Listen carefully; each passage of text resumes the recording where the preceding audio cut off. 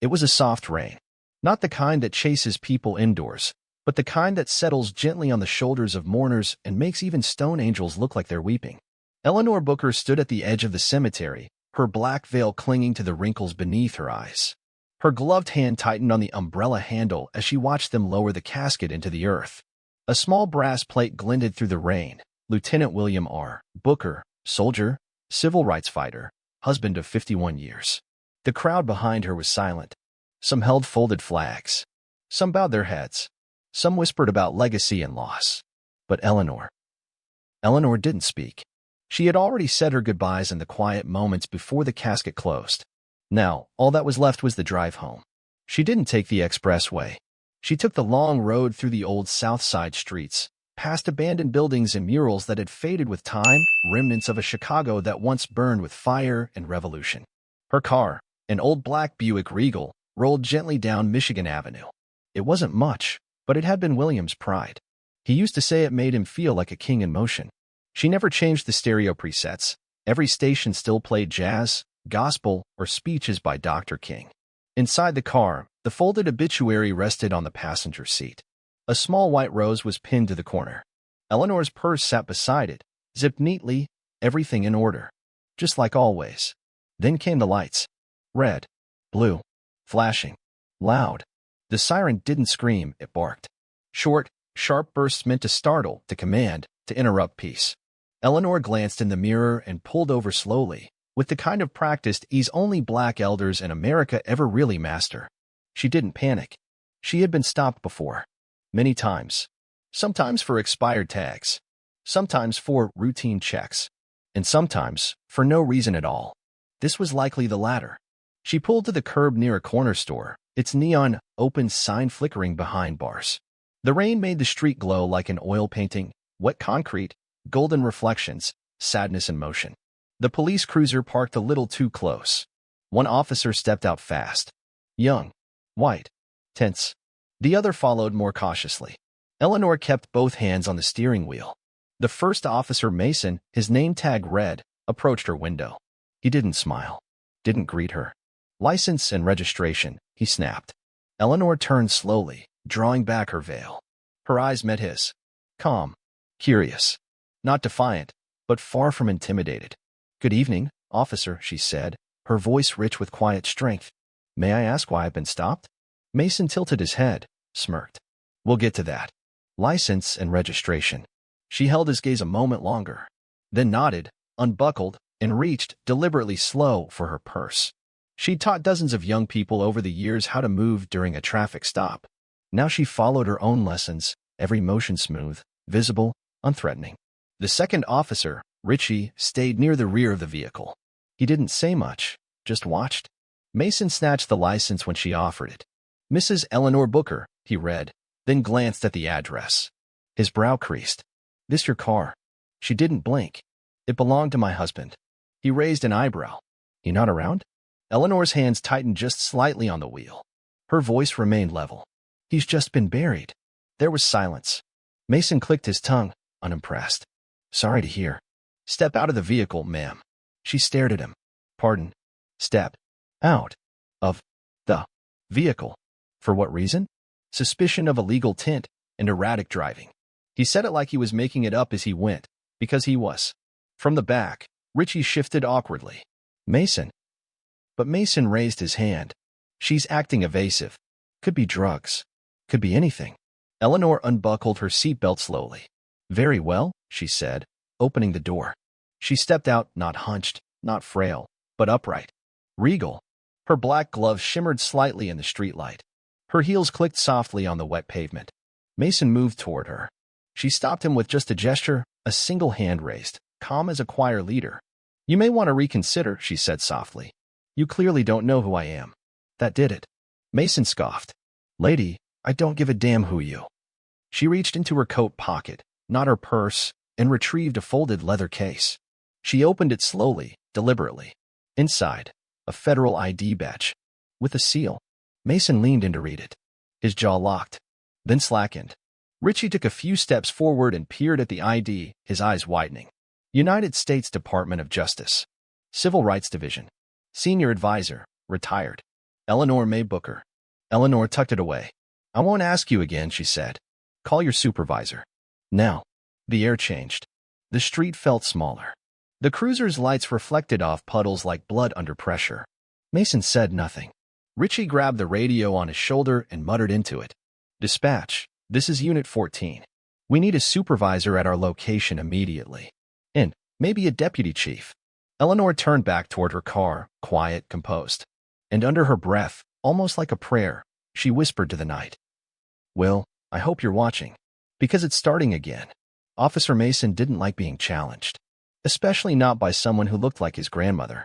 He stood beside the car, drenched now that the rain had picked up, jaw tight as his boots splashed in puddles. He hated how calm she was. That tone, that stare, that badge. You ever notice how they all think they're above the law? He muttered to Richie, not caring if Eleanor heard. Richie didn't answer. Because Richie was busy reading the badge in his mind again. Department of Justice. Civil Rights Division. And her name, Eleanor May Booker, was ringing bells he couldn't quite place. She's got some kind of federal credentials, man, Richie said, voice lower now, almost worried. Mason snorted. She's retired. Probably issued herself a badge back in the Nixon era. Doesn't mean squat now. But Richie wasn't so sure. The way dispatch reacted, the immediate call for a supervisor, it wasn't normal. From the car, Eleanor remained still. No sudden movements. No words. Just dignity wrapped in a soaked black veil. Mason stepped forward again. He pointed at her like she was some common trespasser. What are you doing in this neighborhood anyway? This isn't exactly Bronzeville. Eleanor looked at him. That's correct, she said. This is West Pullman. And I was born here. Long before your department started harassing widows. Richie's eyebrows rose. Mason clicked his tongue. Harassing? Ma'am, I stopped you because your tint's too dark. And your tail light flickered. Eleanor didn't argue. Didn't flinch. Just turned slightly and gestured toward her late husband's photo on the dashboard. Officer, she said. I've just buried a man who bled for this country for your right to wear that badge.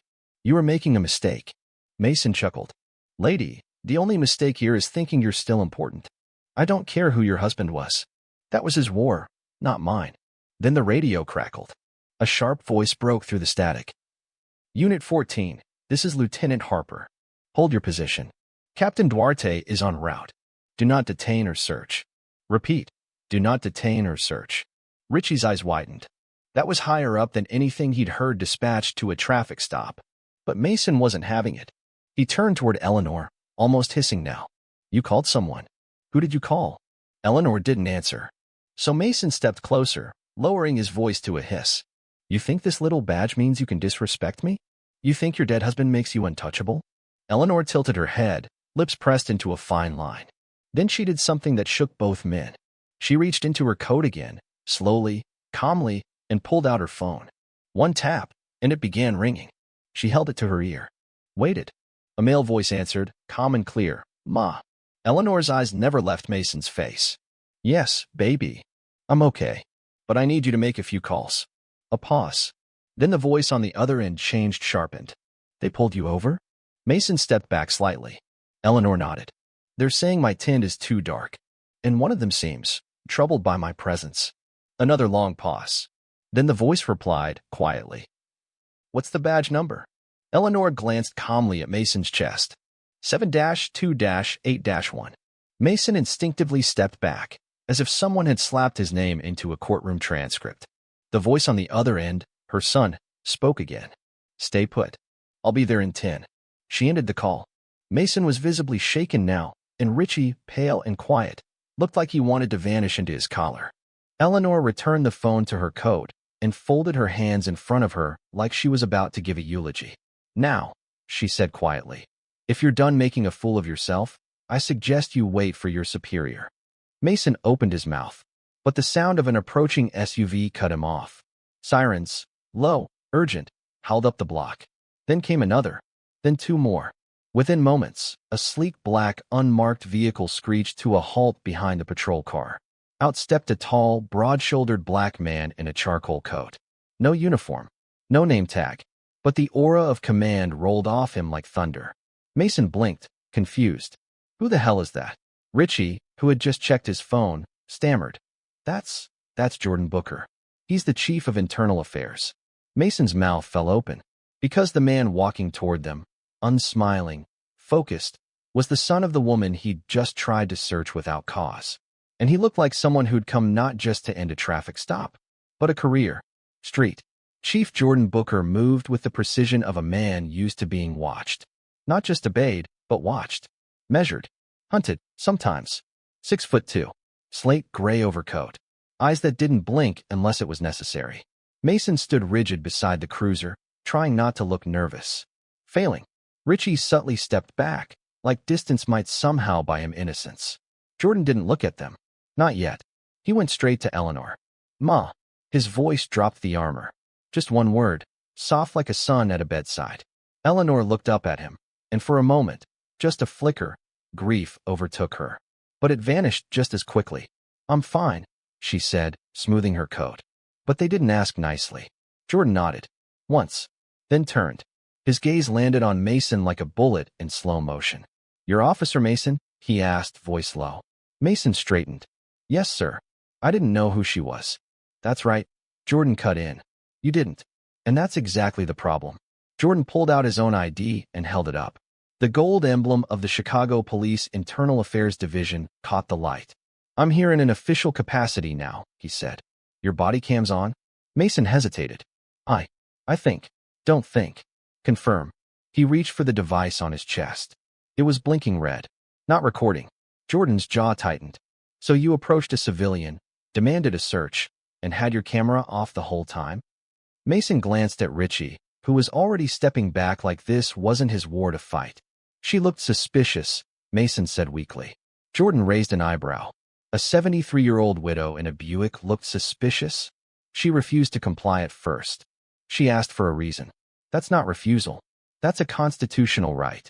Jordan turned slightly to Eleanor. Did either officer tell you the specific cause for the stop? No. Did they inform you of your rights? No. Jordan took a slow, sharp breath. Did they touch you? No, she said. But only because I told them who I was. Now, Jordan turned fully toward Mason. You're aware this woman is a federal civil rights attorney? Retired, yes, but with an active security clearance and a direct line to the U.S. Attorney's Office. Mason blinked. That wasn't in the system. Because she doesn't need to be in the system, Jordan said, stepping closer. People like her built the system you wear that badge under. Mason looked like he wanted to vanish. Jordan wasn't finished. You know how many complaints I've reviewed just like this one, Officer Mason? Traffic stops based on gut feeling. Unrecorded interactions with elderly black residents. Let me guess, you didn't expect to get caught this time either. Mason opened his mouth, but no words came. Jordan's phone buzzed. He pulled it out, read the message, and nodded to himself. I just received a call from the mayor's office, he said calmly. They've been briefed by the Justice Department. There's already press interest. Richie whispered, barely audible. Oh my God. Jordan turned to him next. And you, Officer Richie. You didn't intervene. You didn't record. You didn't stop it. I tried. Richie started, but stopped when Eleanor quietly raised her hand. He wasn't aggressive, she said gently. He hesitated. That's something. Jordan looked at his mother. Understood. Then looked back at both men. You two will remain here until Captain Duarte arrives. Your patrol vehicle will be impounded for audit. Your badges? Turn them over. Mason blinked. Sir, are you? Jordan stepped closer, so close only Mason could hear his next words. You humiliated my mother. On the day we buried my father. Be glad I'm still in uniform. Mason didn't reply. Jordan turned and walked Eleanor to her car. He opened the door, let her in with care that can't be faked. Before she closed it, she looked up at him. Don't be too hard on them, she said softly. Just make sure they learn. Jordan nodded. I will. As the door shut and Eleanor settled back into the driver's seat, she looked at the obituary still resting on the passenger side. William's picture stared back at her. Calm. Proud. She whispered to it. We raised him well, didn't we? And then she drove off, leaving flashing lights, rain, and regret behind. The precinct on 103rd Street was unusually quiet. Captain Duarte sat in his office, staring at the call log glowing on his screen. 5 missed calls. 2 from the deputy commissioner, 1 from the mayor's liaison, and 2 from Washington, D.C., all within the last 10 minutes. Outside, rain tapped gently on the windows. But inside, A storm was already rolling in. He pushed his chair back, stood up, and adjusted his belt. His mouth was dry. There were names you didn't forget in this city. Names etched into the bones of Chicago like scars. Evers, Tillman, Hampton, Washington, and Booker. William Booker had once stood on the steps of City Hall, bleeding from the head, refusing medical aid so he could finish his speech. A cop had hit him with a baton during a protest in '72. The officer was later fired, and Booker had sued the city and won. But he didn't stop there. He kept showing up. Courtrooms, school board meetings, police oversight hearings. He had a presence that made lies feel naked. And beside him, always, Eleanor. Duarte remembered her well. She had been the city's quiet blade. Less famous than her husband, but twice as precise. She didn't shout. She filed lawsuits, built coalitions, buried bad cops in paperwork so deep they choked before internal affairs even arrived. And now some kid had pulled her over, on the day she buried William. Duarte grabbed his coat and headed out. Back on the roadside, the scene had shifted. Mason stood still as a statue. Richie leaned against the cruiser, face pale, staring into the dark like he wanted to unsee the past hour. The only motion came from Jordan Booker, pacing slowly beside the vehicles, phone at his ear. He wasn't yelling. He didn't need to. His voice, measured and calm, carried authority without raising an octave. Yes, sir. Confirmed. No Miranda, no body cam. No probable cause. Pause. No. Sir. Not even a warning issued. They asked her to exit the vehicle immediately. Yes, the widow of William Booker. Long pause. Yes, that Booker. Jordan's eyes flicked toward Mason as he spoke those last words. Then he ended the call. From down the street, Captain Duarte's vehicle pulled up, tires splashing in a shallow puddle as the car rolled to a stop. He stepped out quickly, rain beating on his shaved head. Jordan greeted him with a nod. Captain, he said. Chief Booker. Duarte extended his hand, respectful. I just got the calls. Jordan didn't shake it. Instead, he gestured toward Mason and Richie. We've got a situation. Duarte turned to them and immediately saw it. The fear, the guilt, the unspoken knowledge that they'd picked the wrong woman on the wrong day. He turned back to Jordan. I'll handle it. Jordan crossed his arms. They didn't just pull over anyone. They pulled over Eleanor Booker. And they did it dirty. I know, Duarte said, his voice quieter. I know. Richie took a tentative step forward. Captain, I didn't know who she was. I swear. Duarte sighed. You shouldn't have to know someone's name to treat them right, Richie. Then he looked at Mason. You. What the hell were you thinking? Mason's jaw twitched. She had dark tint. Didn't answer right away. She had a badge, one I didn't recognize. So your instinct was to escalate. Duarte snapped. You think the solution to uncertainty is confrontation? Mason looked away. Duarte lowered his voice. You just humiliated the most respected legal name in the South Side. You embarrassed this department. And you gave every critic of this precinct ammunition for the next 5 years. He turned to Jordan. I'll make this right. Jordan nodded once. I expect full suspension. Internal review. Statement to the press. Tonight. Duarte's face stiffened. You'll get it. Jordan finally exhaled. Thank you, Captain. But as he turned to leave, Mason suddenly blurted out. Wait. Booker? That name. Her husband was that guy. Jordan froze. He looked back at Mason like he'd just realized the man couldn't read. That guy, Jordan said slowly, was a decorated war hero. Marched with Dr. King. Helped bring down corrupt judges in '84. Wrote half the civil rights legislation this city pretends to follow. He stepped closer. And the woman you pulled over? She built the legal defense fund that saved 6 innocent black men from death row. She argued before the 7th Circuit twice and won. She taught constitutional law to students you'll never be worthy to supervise. Jordan took one last breath. And you treated her like a shoplifter. Mason didn't reply. He just stared, now understanding, far too late. As Jordan walked back toward his car, his phone vibrated again. A text. From the state's attorney. Need a statement tonight.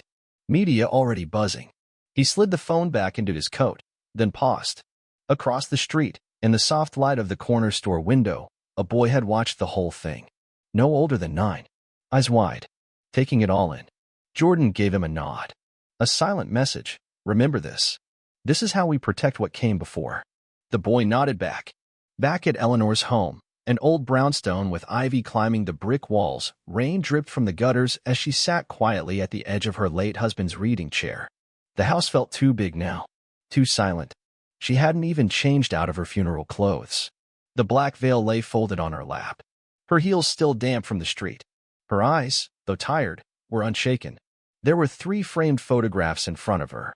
One of William in uniform, one of them dancing at a protest fundraiser, fists raised, faces lit with joy. And the third, her son, Jordan, swearing in as Chief of Internal Affairs, hand raised beside the mayor. She touched that last frame gently, then whispered, not to the photo, but to the air. He did exactly what we raised him to do. Downtown, in a different kind of battlefield, Jordan Booker sat in a soundproof room inside the Public Integrity Office. Behind him, a chalkboard lined with dozens of names and timelines from previous investigations. Photos, complaint numbers, a few crossed out, a few still open. Jordan wasn't just an internal cop. He was the cop they sent to watch the cops. He didn't choose this job out of ambition. He chose it out of inheritance. The world had taken his father's dignity once, tried to, at least. And now it was his turn to stop that cycle. Badge or not, he was his mother's son. Her mind. His father's fire. A knock at the door broke his focus. A junior agent peeked in. "Sir, we've pulled Mason's record." Jordan nodded. "Bring it in." The file was thick. Too thick for a beat cop only 6 years into the job. As Jordan flipped through the pages, the familiar patterns emerged. 3 misconduct complaints. 2 civilian reports labeled unfounded, but with body cam footage conveniently lost. 1 report from 2021. A young Latina woman alleging racial slurs during a stop-and frisk. Case dismissed. Jordan's jaw tightened. His mother had always said, "The system doesn't break, it functions exactly how it was designed." And this file was proof. But this time, they weren't sweeping it away. Meanwhile, the media had caught wind. The name Eleanor Booker began trending on Twitter in Chicago. Some journalists remembered her instantly, calling her the widow with the sharpest mind in court. Others, newer, younger, scrambled to connect the dots. Why was a civil rights icon pulled over in her own neighborhood? News vans parked outside the 103rd precinct. One reporter stood live in the drizzle, speaking with forced gravity. Tonight, questions swirl around why 2 patrol officers detained Eleanor Booker, widow of decorated activist William Booker, during what was reportedly a routine traffic stop. The clip made it to national news within the hour. At the same time, in the heart of Bronzeville, the phone lines at the Southside Legal Action Coalition rang nonstop. Older lawyers who once worked beside Eleanor in civil rights battles decades ago started showing up, some in wheelchairs, some with canes, but all with fire in their eyes. "We're not letting this one go quietly," said Harold Price, a retired federal judge. "This city owes that woman more than silence." A protest flyer began circulating digitally before sundown. "You don't touch our mothers."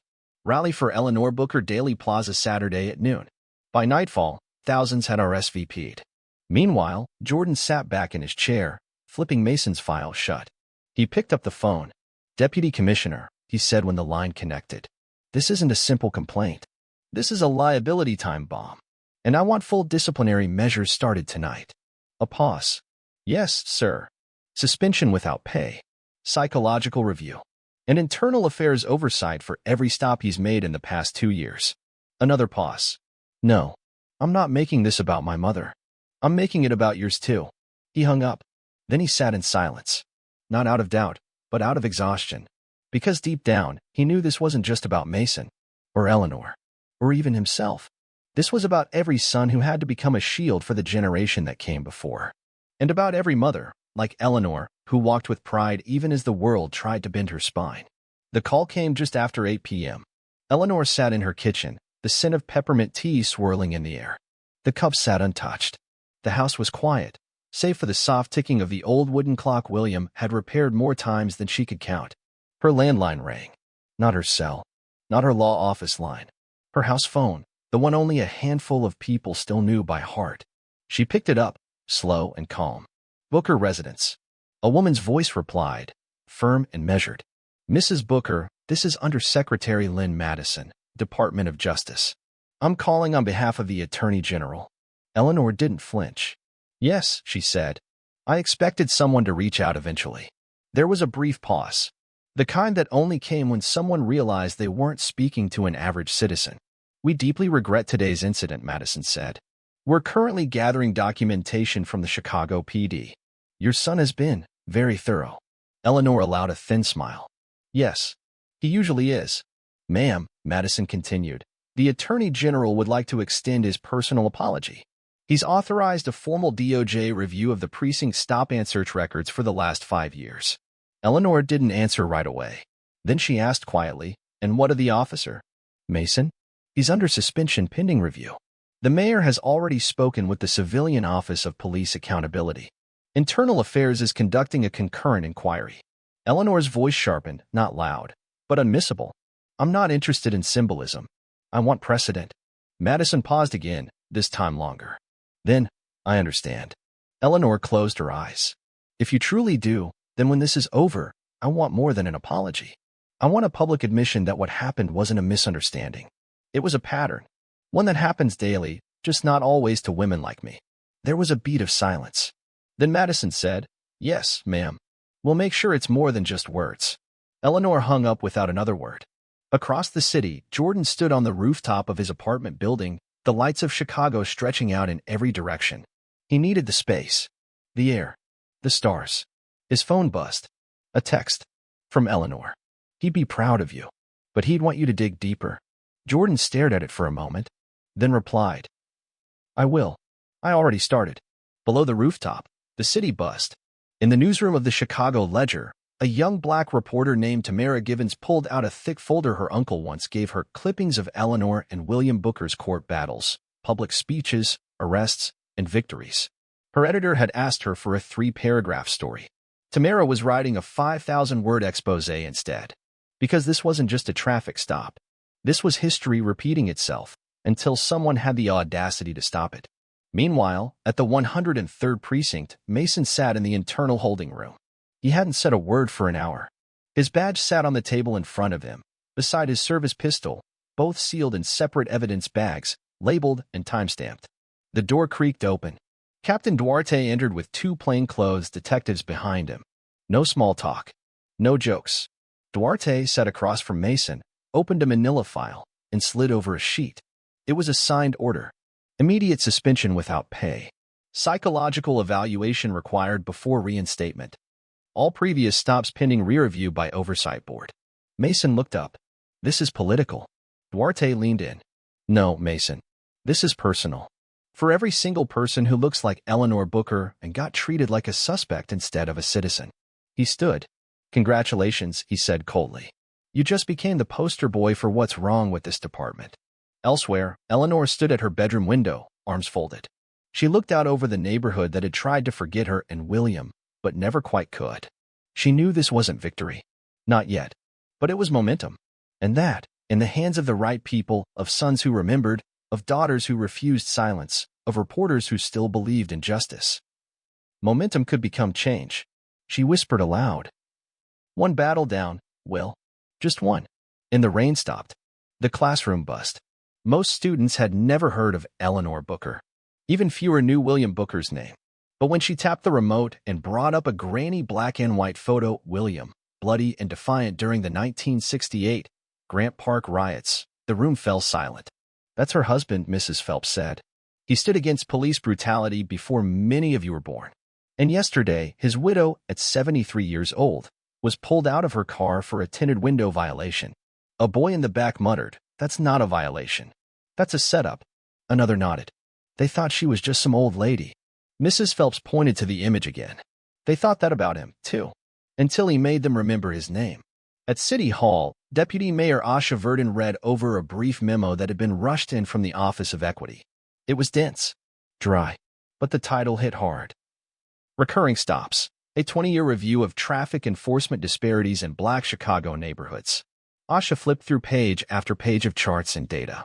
Black drivers were stopped 5.8 times more than white drivers. Body cam footage was inactive in 37% of those stops. Elderly Black women were 4.5x more likely to be searched despite lower rates of contraband discovery. She leaned back, took off her glasses, and whispered. They didn't just stop her. They stopped a mirror. She dialed her assistant. "Clear my schedule," she said. Call the Civilian Oversight Board. And bring me every file we have on the 103rd Precinct. Back in Bronzeville, Eleanor opened her front door to find someone unexpected waiting on her porch. Clara Mayfield, once the youngest member of Eleanor's youth legal workshops in the 90s, now an alderwoman for the 7th Ward. Clara was holding a bouquet of white lilies and a file folder. "I didn't want to call," she said, stepping into the warm foyer. "I needed to see you in person."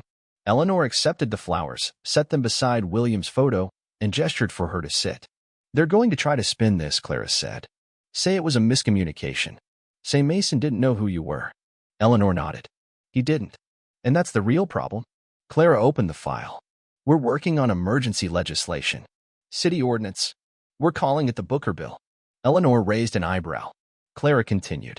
"It mandates automatic review of any stop where the officer's body cam is inactive, and immediate suspension if there's no documented probable cause."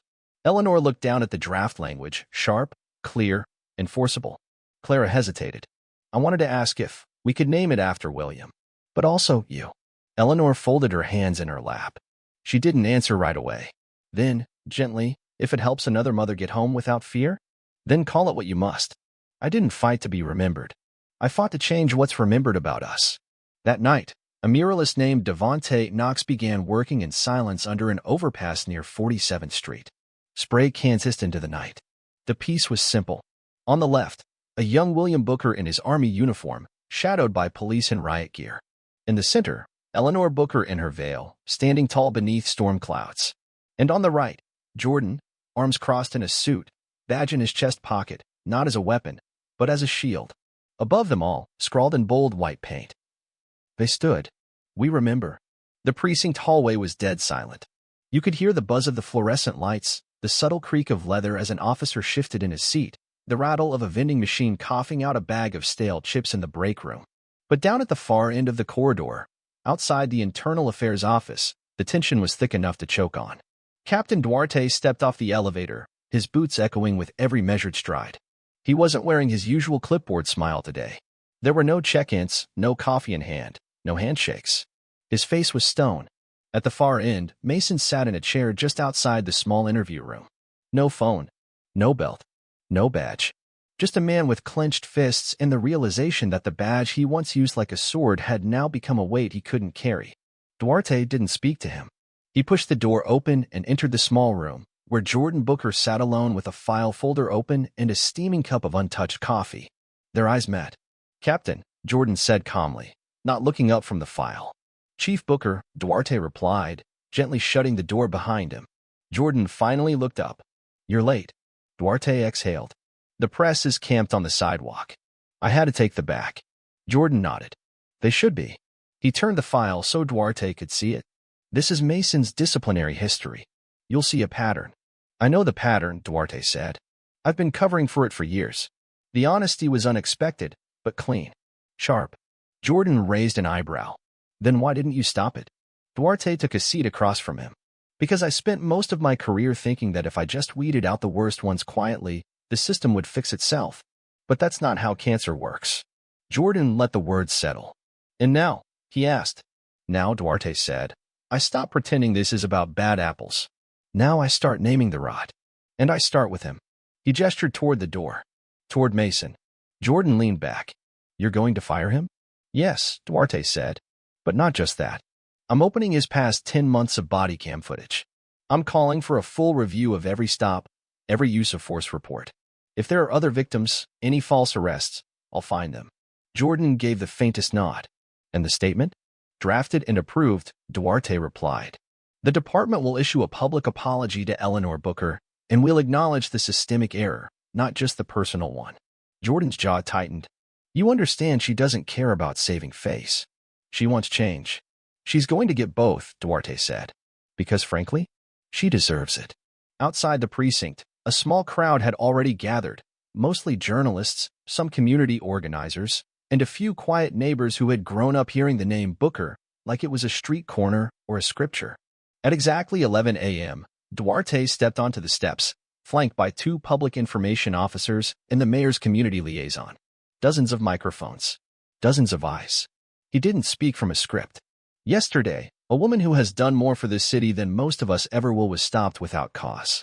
She was profiled, she was disrespected, and she was targeted because of assumptions born from bias. Her name is Eleanor Booker. Her husband fought for the soul of the city. She has defended its loss. And her son, Chief Jordan Booker, has worked every day to hold this badge accountable. Let me be clear, this should never have happened, and it will not be swept away. Effective immediately, Officer Mason is under termination review. A full inquiry into his record has begun, and our department is partnering with the Department of Justice to begin retraining all field officers in constitutional policing and racial bias prevention. We failed Mrs. Booker. We failed her family. And we failed the legacy of service she represents. We will not fail again. Flashes went off. Cameras clicked. Reporters shouted questions. But Duarte didn't stay for answers. He walked off the steps, his eyes locking for just a second on Jordan, who stood a few paces away in the crowd, no badge, no suit. Just a son, arms folded, watching Justice try to move. Jordan gave him a small nod. Duarte returned it.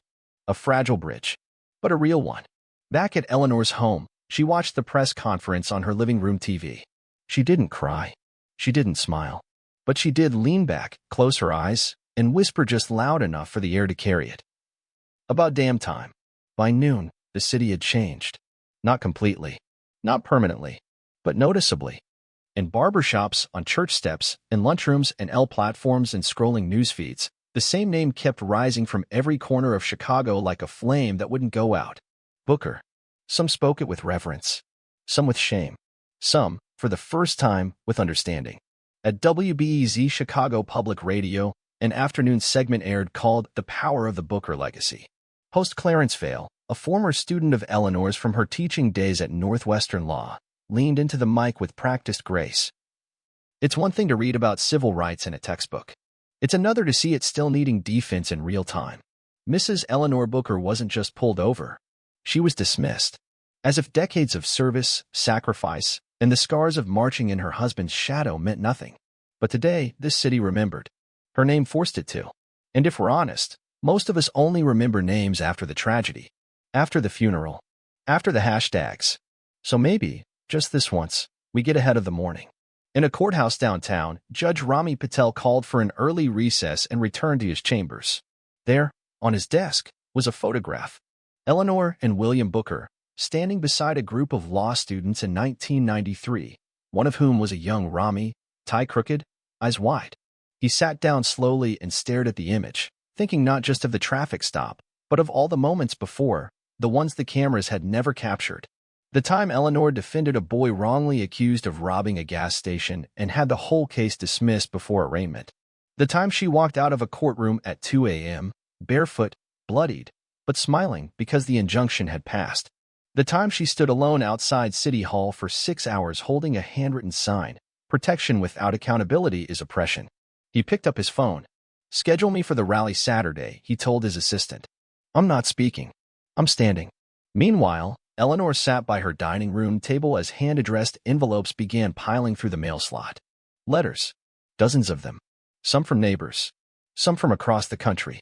One bore the return address of a high school in Selma, Alabama. Another was from a Korean War veteran in Oregon. She opened one at random. A child's handwriting, messy and earnest. "Dear Mrs. Booker, my name is Darius, and I'm in the 4th grade. I saw you on the news, and my mom told me you were a real hero. I don't know much about laws, but I think what they did was wrong. Thank you for being strong. I want to be like you when I grow up. Love, Darius G." Eleanor folded the letter neatly, pressed it to her chest, and closed her eyes. At the precinct, something unexpected happened.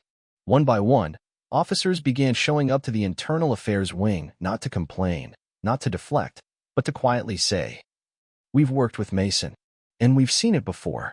Whispers turned into written statements. Files grew thicker, and the rot began to name itself. Because now, there was a name powerful enough to make people speak. Not just Booker the legend, but Eleanor Booker, the living reminder that respect should never require a resume. That dignity isn't earned by profession, but deserved by presence. That evening, Clara Mayfield, the alderwoman, held a live town hall on the South Side. Packed to capacity. She stood before a crowded gymnasium and held the microphone with both hands. They tried to erase a name, but they forgot. It was already written into the bones of this city. William Booker may be gone, but Eleanor still walks these streets. And if she can still fight, then so can we. The crowd roared. Say her name. They yelled back in unison. Eleanor Booker. Say her name. Eleanor Booker.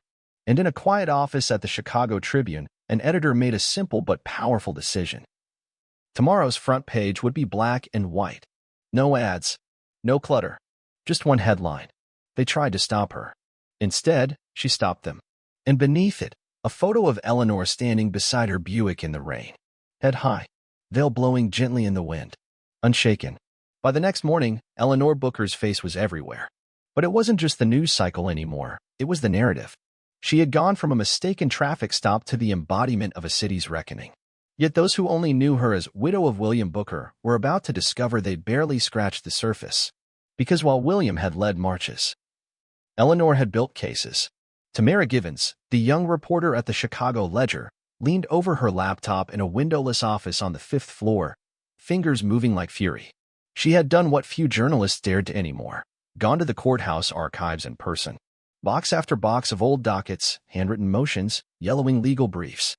And Eleanor's name was everywhere. Her headline went live just before noon. The woman who fought in silence, how Eleanor Booker took on the city and won. The story swept through the internet like wildfire.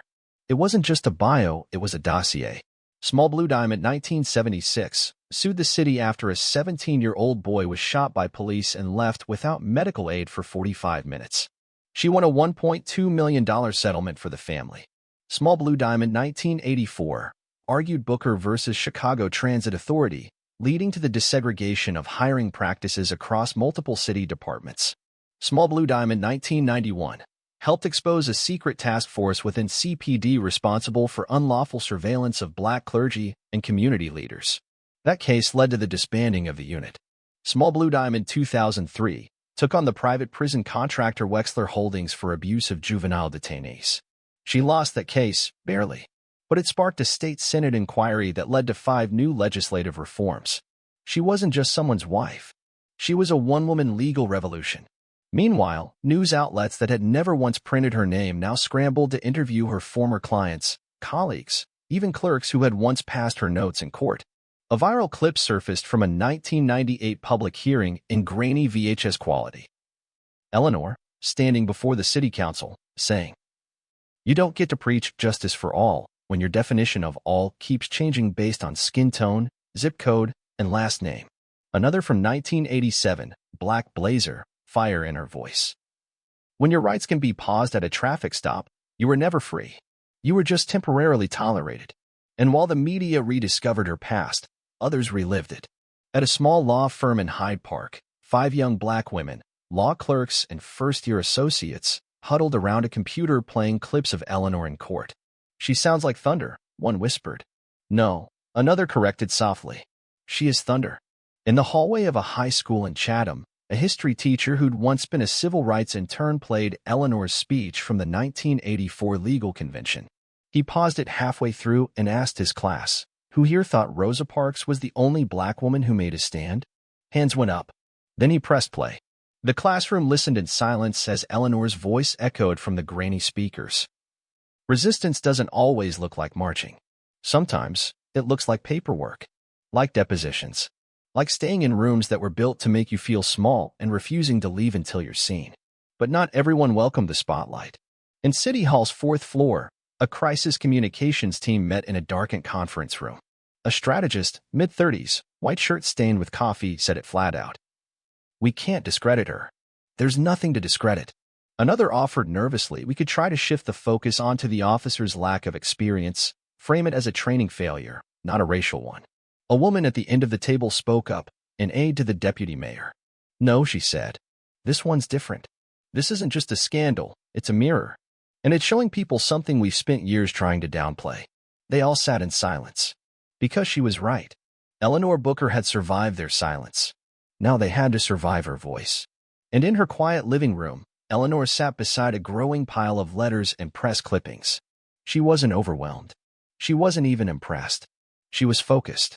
Her fingers drummed lightly on the armrest as she read through the legislation for the Booker bill, read pinning phrases, tightening legalese. At one point, She looked up at William's picture on the mantel. You thought I'd rest when you were gone, she whispered. Then she shook her head and smiled. You forget who you married.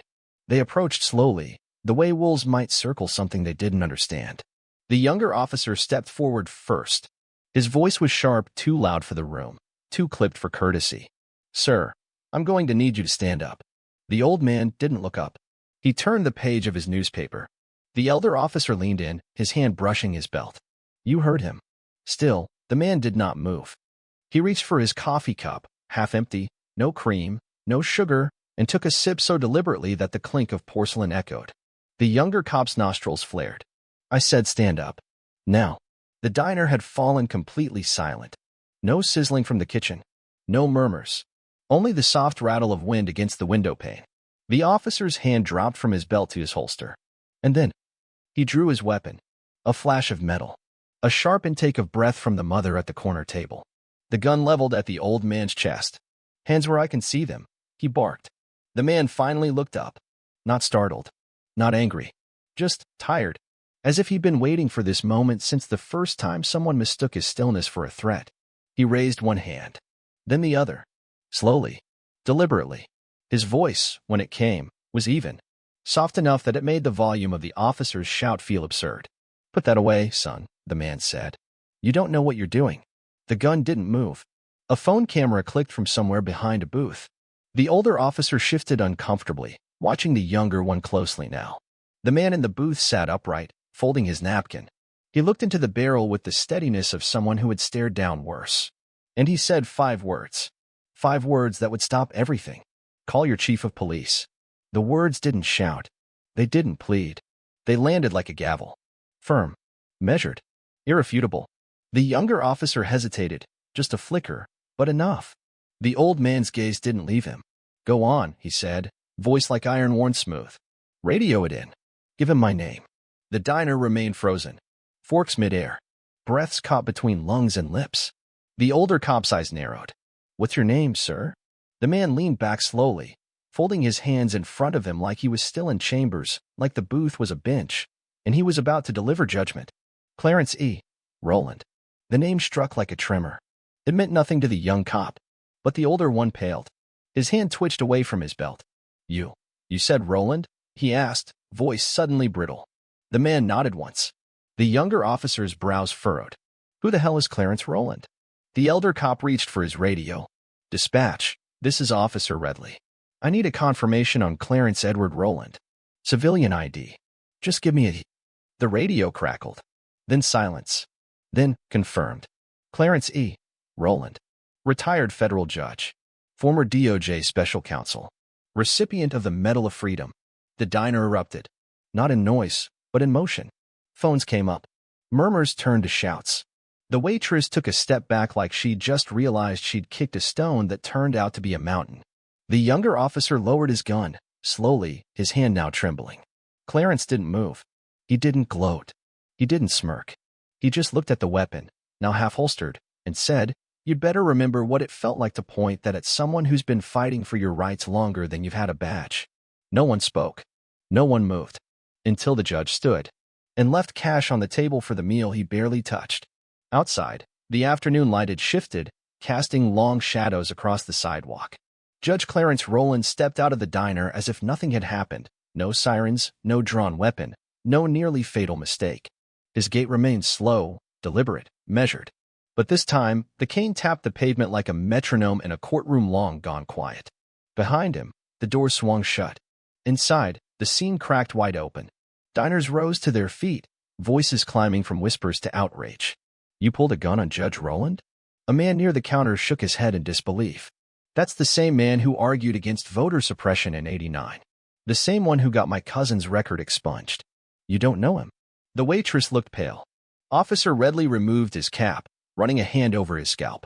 The weight of recognition sat on his shoulders like a boulder he could no longer deny. The younger officer, still standing, still stunned, looked around, suddenly surrounded by phone cameras and expressions he could no longer read as passive. His voice broke. I didn't know. A woman replied sharply, That's the point. You never know. Outside, Clarence stood by the curb, not rushing, not waiting for anyone. A few younger men trailed behind him, one holding up his phone, recording from a respectful distance. Clarence turned his head just enough to speak without facing them. "I don't need a spotlight," he said. "Just make sure your light catches everything. Not just the part where I wore a title, but the part where I nearly lost my life, like so many others without one." The young man lowered the phone, visibly shaken. Across town, the video went live. By the time Clarence returned to his modest brownstone, it had over 700,000 views. By dinner, it would be playing on every screen in the country. By nightfall, the story was everywhere. Local news anchors struggled to keep their tone neutral. Phrases like tragic misunderstanding and misidentification incident filled the airwaves, dripping with polished caution. But the footage needed no translation. There he was, an elderly black man, mid-meal, surrounded by suspicion and steel. And then, there it was, a weapon drawn, for no reason other than the shape of his skin. And finally, the name. Clarence Edward Rowland. Retired federal judge. Civil rights attorney. One of the last living legal architects of the Voting Rights Restoration Act. Social media lit up like dry tinder. Hashtag Judge Rowland. Hashtag he was just eating. Hashtag you never know who you target. The diner's Yelp page flooded with thousands of reviews. Some demanded justice. Others demanded silence. A few simply wrote, "How many not named Clarence Rowland have you pulled guns on?" Back at the precinct, chaos churned behind closed doors. Internal Affairs opened a file. The chief of police issued a statement. It was as hollow as it was fast. "We regret the incident involving Judge Rowland. Our department is committed to community trust and safety." But Clarence had already made it clear he didn't want regret. He wanted accountability. He didn't grant interviews. He didn't return calls. He spent the evening in his study, sipping ginger tea, flipping through a leather-bound notebook filled with trial notes from decades past. The city had changed. The names had changed. But the story? It hadn't. His granddaughter called late, voice tight with fury. "Granddad, you should sue them. This isn't just a mistake, it's war." He was quiet for a moment. Then, softly, "You don't win wars by yelling. You win by documenting." He wrote a single sentence at the top of a blank page. "They pulled a gun on a title, but I was a target long before that." The department called for a private meeting. Not publicly, of course. No press. No podium. Just a formal request sent through back channels to Judge Rowland's longtime clerk, now retired herself, who forwarded it with a knowing sigh. The message was clear: meet quietly, smooth it over, help the city move on. Clarence declined. He didn't need a closed-door apology. He didn't want one. He had already been apologized to before, by banks, by landlords, by deans, by editors, by people who smiled with one hand and signed denial letters with the other. This time, he wanted something else. Truth. That Sunday, he walked into a community town hall uninvited. Word had spread quickly that he might come. By the time he stepped up to the front, every folding chair was filled, and half the room stood lining the walls. He didn't carry notes. He carried history. "My name is Clarence Edward Rowland," he began. A quiet murmur rolled through the room. "I am 79 years old. I have practiced law for over 5 decades. I have served this country longer than the officer who pulled a weapon on me has been alive." Silence. Not the awkward kind. The sacred kind. I was not surprised that a gun was drawn. I was surprised that anyone still calls it a mistake. He let the words breathe. I was not a threat in that booth. I wasn't even a man. I was a silhouette, filtered through suspicion. And had my name not meant something to someone with a radio, I might not be standing here. A woman in the second row began to cry. He looked across the room. "You want to know how we fix it? We stop pretending that badges are shields against consequence. We stop believing that titles protect truth. We speak up, and then we listen longer than we speak." The room rose to its feet. No applause. Just reverence. The interview was aired the following Thursday night, prime time, national audience, 2 commercial breaks delayed just to hold viewers a little longer. Judge Rowland sat across from the anchor in a quiet studio. No flashy graphics, no dramatic lighting. Just him in a charcoal suit, silver-rimmed glasses, and a calm that made the silence between his sentences feel heavier than any shout. The anchor leaned in, asking gently, "Judge Rowland, how did it feel when the weapon was drawn?" Clarence didn't blink. "It felt like confirmation," he said. "That all the years I spent writing legal briefs, arguing before benches, and fighting for justice didn't erase what I still look like when I'm not in robes." He paused. "And that justice, true justice, isn't earned by achievement. It should be guaranteed by existence." Viewers at home leaned forward. He told the story again, but not for shock value. He told it with precision, measured, reflective, unwavering. He recounted the eggs, the cane, the click of the holster. And then the moment he spoke his name, they didn't see me as a man, he said. They saw me as a possibility, a danger that had to be neutralized before they understood who I was. The anchor asked if he accepted the city's apology. Clarence folded his hands. I accept awareness, not apologies. Then he leaned forward, gaze steady. The officer didn't fear for his life. He feared mine. He feared the idea that someone like me could sit, eat, breathe without explanation. And that fear? That's been trained, not born. The next morning, clips of the interview filled social media. Millions watched. Schools played it. Churches preached about it. But Clarence didn't read the comments. He sat at his kitchen table, pen in hand, adding a final line to his journal. Let the world see what it does when it forgets who built the walls it hides behind. The resignation came quietly, buried beneath a pile of press releases on the department's website. Officer Kyle M. Brenner, effective immediately, citing personal reasons. There was no press conference, no public statement, but everyone knew. It was the gun. It was the stare. It was the 5 words that stopped the world mid-breath. The older officer, Redley, lasted 1 more week. He didn't resign. He was fired. Not because of a single mistake, but because of the pattern that came into focus once the light hit him directly. Old complaints. Suppressed reports. A handful of minor suspensions that never stuck. In the court of public opinion, it wasn't the incident, it was the echo. And Clarence? He said nothing. He didn't dance on their downfall. Didn't offer bitterness wrapped in grace. He just returned to his morning routine, tea, headlines, the same old fountain pen running through his thoughts like a steady river. When asked about the resignations during a panel at Howard University, he responded, "That was never the point." The moderator blinked. "You don't believe in accountability?" Clarence smiled faintly. "I believe in accountability that changes systems, not just names on door plates. Removing men is not enough. We must remove the lenses they were taught to look through." The room went still. He continued, softer now. "Firing a man for drawing a gun on me is justice. Teaching him never to draw it on anyone like me again, that's progress." The quote went viral. But Clarence never saw it. He was back in his garden, planting seeds. Literal ones. Collard greens. Marigolds. Mint.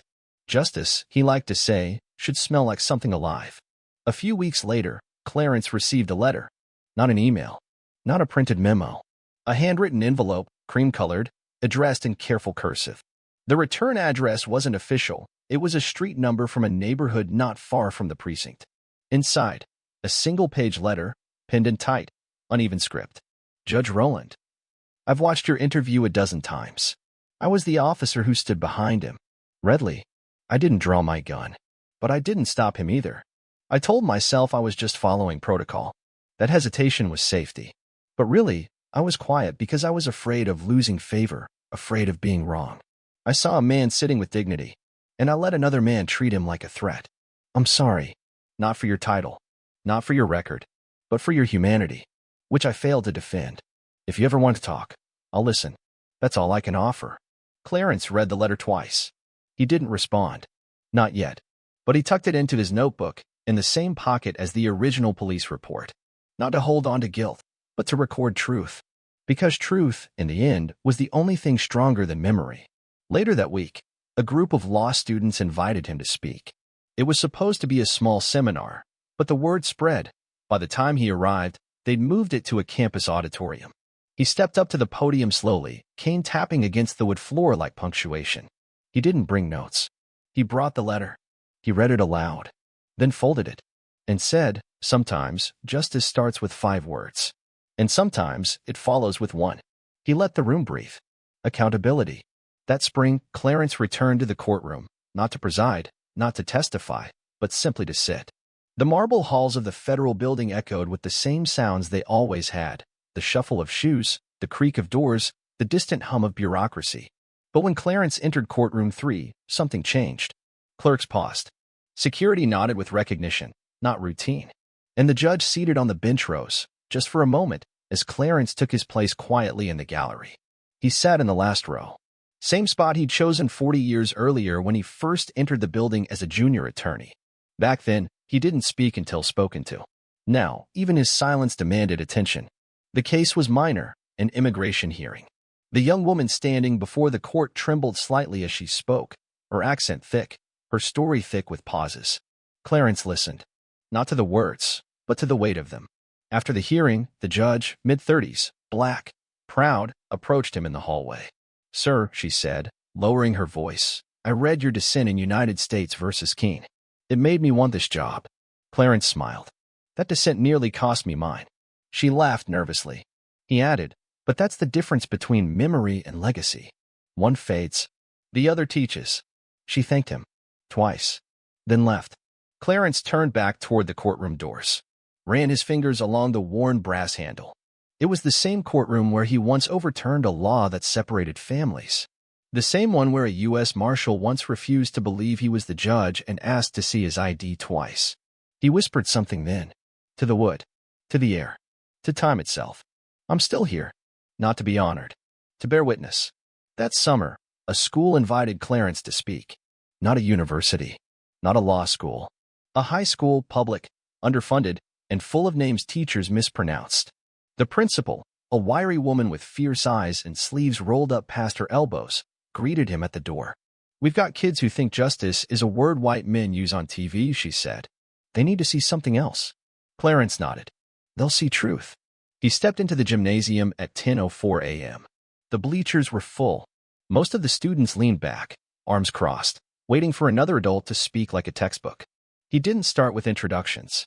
He told them a story. About a day in a diner. About eggs and toast. About suspicion. About a name that only mattered after a gun was drawn. The room shifted. Then he said, "I'm not here to talk about me. I'm here to talk about you." A boy in the second row raised his hand, reluctantly. "Why didn't you sue them?" Clarence paused, then answered, "Because the courts can't teach what conversations can, and because one settlement wouldn't undo what every silence has cost us." A girl near the top stood up. "I speak Spanish at home," she said. "I stopped using it at school. I didn't want to give them one more reason." Clarence looked at her like he had once been her. Never be quieter to make someone else comfortable. They clapped. Not all at once, not loudly, but real. Afterward, one student handed him a folded paper. Inside, a drawing. A man at a diner booth. Above him, words in block letters. They had no idea who he was, but he knew who he'd always been. Clarence kept it. Because legacy wasn't carved into stone. It was passed hand to trembling hand. Fall came early that year. The leaves in Clarence's neighborhood turned brittle and gold, and the evening breeze rolled in sooner than expected. He took his walk slower now, pausing more often at corners, not from weakness, but from the quiet pleasure of watching people move through a world he had helped shape. One morning, he received an invitation in the mail. A ceremony. Civic recognition. Bronze plaques. Speeches from mayors who had once campaigned on being tough on crime. Clarence folded the paper neatly and slid it beneath a stack of unopened bills. He didn't need his name on another building, but he did say yes to one thing. A sit-down. With the officer who pulled the gun. It wasn't forgiveness he offered. It was clarity. They met in a small room in the back of a local church. No cameras. No microphones. Just two men and the long, uneven silence that comes when reckoning shares a table with regret. The officer, Kyle, looked different now. Not younger. Not older. Just undone. "I was wrong," he said. Clarence nodded. "Yes." Kyle looked up. "Do you ever think about what could have happened?" "Every day," Clarence replied. "But not because of what you did. Because of how many times it's happened to men who weren't me." He placed his hand on the table. "Tell me what you've done since." Kyle hesitated, then answered. "Therapy. Resigned. Started volunteering at a legal clinic. Mostly. I just listen now." Clarence leaned back. "Good. Then keep listening. And teach others how." That night, Clarence returned home, opened his notebook, and wrote. Some justice comes from the bench. Some from a whisper across a table. But the kind that lasts always begins with listening. Outside, wind pressed against the glass. And inside, he finally exhaled.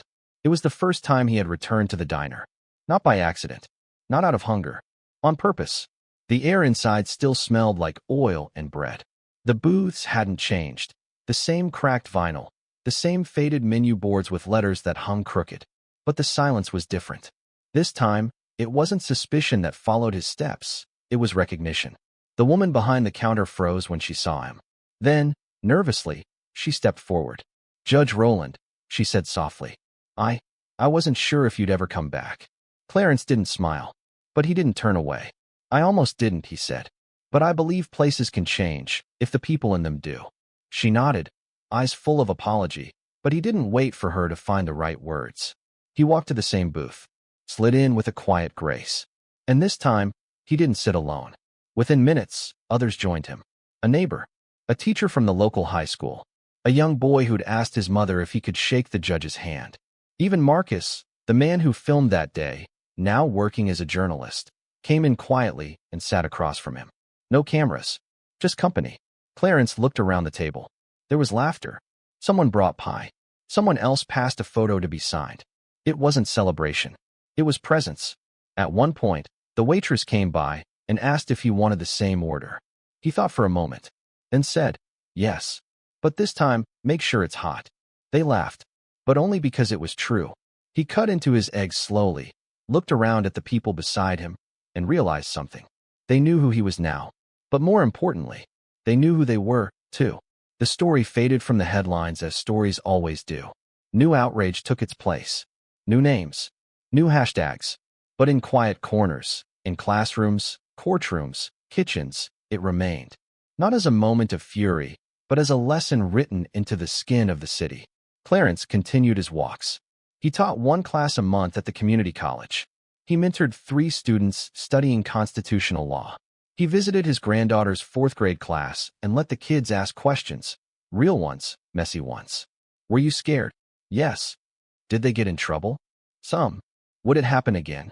A long pause. Then, I hope not. But hope only works when it has company. One evening, he stood at his living room window, staring out at the dusk.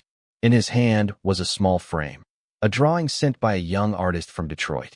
The picture showed Clarence seated at the diner booth, sunlight pouring in through the window. His head was bowed slightly, hands folded in front of him. Across the top, a single phrase written in bold charcoal. "Some men change laws. Others change what we believe is possible." Clarence set it down on the mantel, not with pride, with peace. Then, as the last light faded, he sat in his armchair, opened his notebook, and added the final line. "Let them forget my name." But never the sound of silence when a gun was drawn at lunch, or the sound of a city learning how to listen.